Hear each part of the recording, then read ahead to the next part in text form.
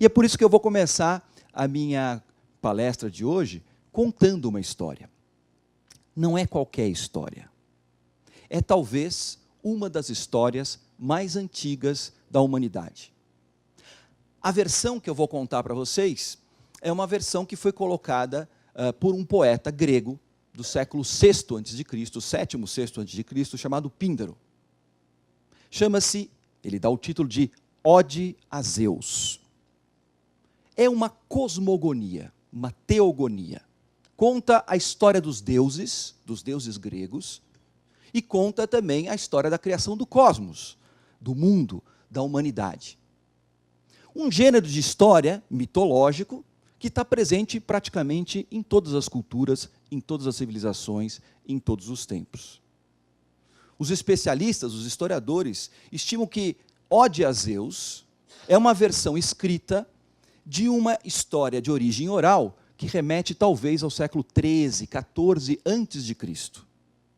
E que ele, muitos séculos depois, colocou essa história por escrito, e isso nos foi legado até os dias de hoje.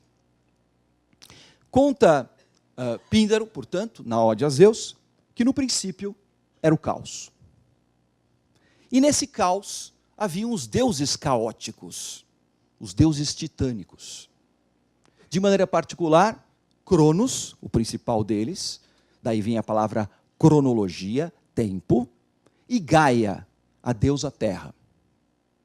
Periodicamente, Cronos se unia a Gaia, e dessa união ela concebia filhos. Filhos esses que Cronos temia muito. Ele temia que, uma vez paridos esses filhos e crescidos, eles talvez pudessem desbancá-lo. O ciúme, né, e o medo de Cronos de que ele fosse desbancado levava Cronos a devorar os seus próprios filhos. Né? A versão latina fala de Saturno devorando os seus próprios filhos. Esse é um quadro do Francisco de Goya, que está no Museu do Prado, é um quadro impressionante, um tanto quanto indigesto, né, para um momento como esse, um pouco antes do almoço, mas, de qualquer forma, né, mostra bem a expressividade dessa ideia de um Deus que devora os seus próprios filhos. E assim foi durante muito tempo, num tempo em que não havia tempo. Até que Gaia, num certo momento, se cansou dessa história. E, num certo momento, quando ela concebeu e deu à luz a um filho que ela batizou com o nome de Zeus, ela escondeu esse filho antes que Cronos pudesse devorá-lo.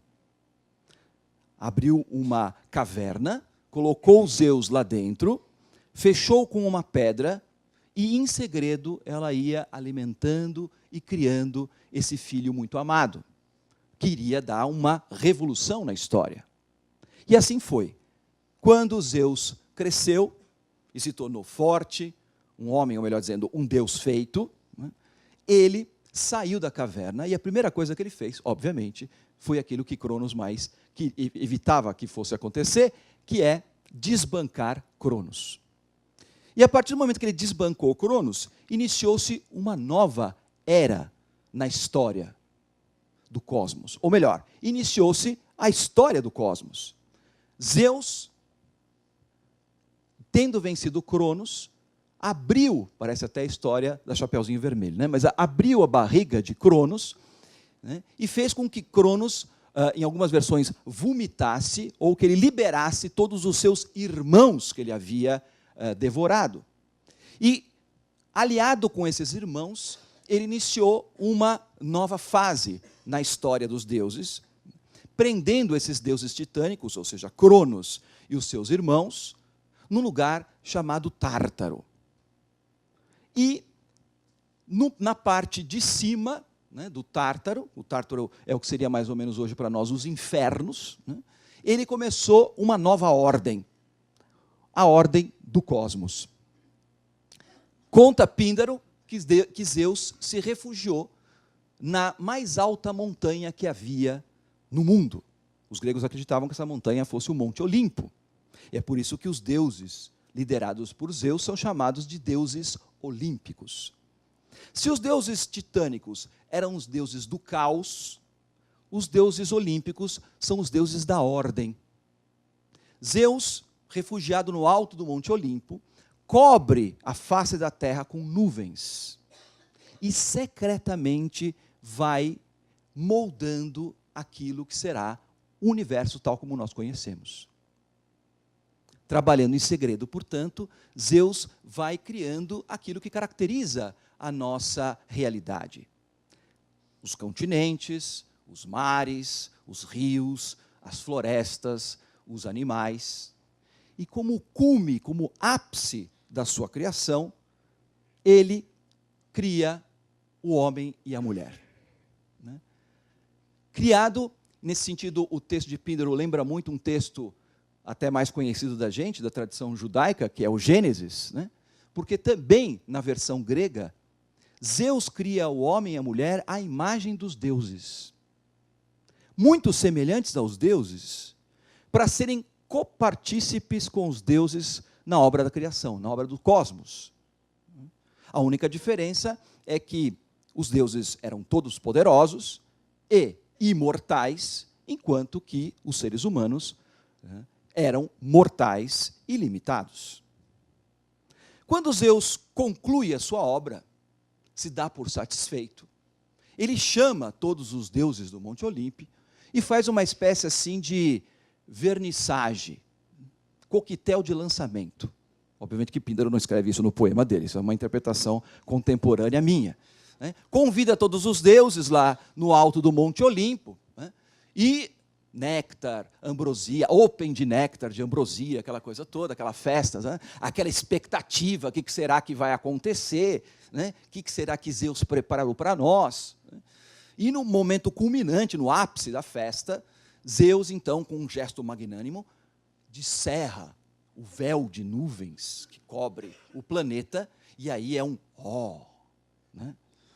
Total. Né? As pessoas, os deuses ficam profundamente espantados, extremamente maravilhados com aquilo que Zeus havia criado. Né? Os continentes, as montanhas, os mares, os rios, os pássaros e, obviamente, de maneira muito peculiar, eles ficaram muito intrigados com aquelas duas criaturinhas lá, tão parecida com eles, os deuses, né? O homem e a mulher. E Zeus, então, faz um pequeno discurso, agradecendo a presença de todos e se colocando à disposição, se alguém tinha alguma dúvida, alguma crítica.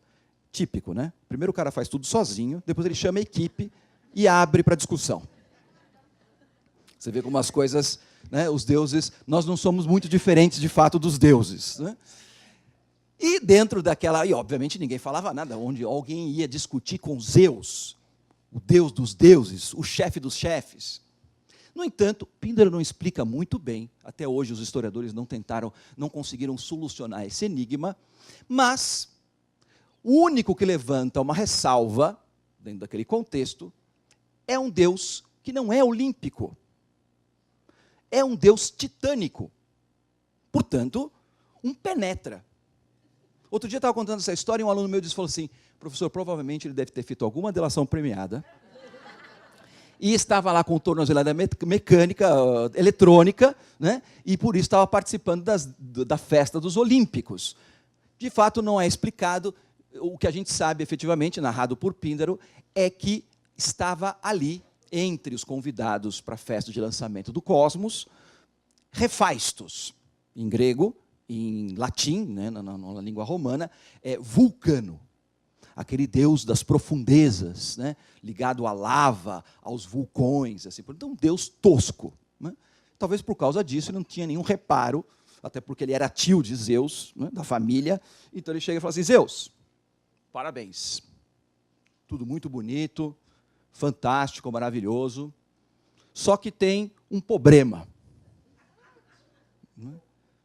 Zeus fica um tanto quanto perturbado e, obviamente, cria um climão lá entre os outros deuses. Né? Quem esse cara pensa que é para fazer uma crítica assim aberta diante de todos de Zeus, da obra de Zeus? Pois é, o problema está justamente naquilo que é, segundo você diz mesmo, a cereja do bolo. Esses seres criados à nossa imagem e semelhança, os homens, os seres humanos, que em grego são chamados de anthropos. Daí vem a palavra, por exemplo, antropologia. Logos, conhecimento do humano, humano anthropos. E Zeus, caro Refaestos, por favor, qual é o problema com os anthropos? Qual é o problema com o ser humano? O grande problema, Zeus, é que você criou o ser humano tão próximo de nós, tão parecido com a gente, que eles esquecem de que não são deuses. Olha só que interessante. Como a mitologia nos dá acesso a verdades ontológicas.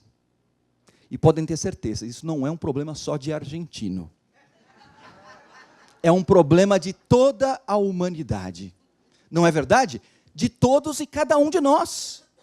Como é comum e como é recorrente a gente se esquecer do que nós somos. Eu não estou falando de qualquer esquecimento. Esqueceu de pagar a conta do celular, esqueceu do aniversário de não sei quem, né? Eu estou falando de esquecimento das questões essenciais da existência humana. Quem nós somos? Para onde nós vamos? Da onde viemos? E, principalmente, a tendência de nós, seres humanos, e nós da área da saúde acabamos efetivamente recorrendo isso a todo tempo, esquecer que somos mortais. A gente se esquece. Esquece que vai morrer, por exemplo. Né? E isso tem consequências nefastas dentro da nossa existência. Portanto, Refaestos aponta um problemaço. Já não dava mais para fazer recall. Né? Era um problema estrutural. Né? Portanto, e agora? Como só ia acontecer, também nas histórias dos deuses, os homens criam os problemas e aí vêm as mulheres resolver. Diante daquele impasse que se criou, aparece uma deusa olímpica chamada Mnemosine. E Mnemosine, né, fala, Zeus, eu posso ajudar. Ora, se o problema com os antropos é falta de memória, nada melhor do que uma deusa da memória para resolver esse problema. Aliás, é curioso porque essa palavra antropos, ela é o mesmo radical da palavra do grego arcaico, esquecimento. Ou seja, o que nos define ontologicamente é o fato de que nós somos esquecedores. Ser humano quer dizer esquecedor. Olha só que interessante. E parece que não é só em grego, em muitas outras línguas, né? Por exemplo, em árabe, a palavra humano, insan, né? Ao mesmo tempo que remete ao conteúdo em português do insano, porque é isso que nós somos mesmo, né? Um pouco insanos, né? Sem saúde, né? Insano, ao mesmo tempo, quer dizer esquecimento. Né? E tem vários linguistas que apontam essa origem, né, da palavra esquecimento como sendo a origem da palavra humano. Pois bem, se o problema é de esquecimento, nada melhor, então, do que uma deusa da memória para resolver esse problema. E o que propõe Mnemosine? Ela propõe se unir a Zeus. Você percebe que o problema com os deuses se resolve todos na cama, né? Eles se unem, né? E dessa união entre Zeus e Mnemosine nascem 9 filhas. As chamadas musas, que vocês já ouviram falar. As musas são aquelas que a gente sabe que são as inspiradoras. Tanto é que todo poema clássico, por exemplo, Homero, tanto na Ilíada quanto na Odisseia, começa o seu poema invocando as musas. Todo mundo que escreve poesia, né, que está ligado com arte, sabe que a gente, para fazer arte, precisa estar inspirado, né? Ainda que exista também muito de transpiração no processo artístico, mas o fundamento, a base, né, o elemento assim despertador da arte está ligado muito com inspiração. E desde tempos muito remotos, né, existiam essas personagens mitológicas que estavam ligadas à ideia de inspiração, que são as musas. Cada uma dessas 9 musas representam cada uma das 9 artes da antiguidade. a música, a poesia, a épica, o teatro e assim por diante.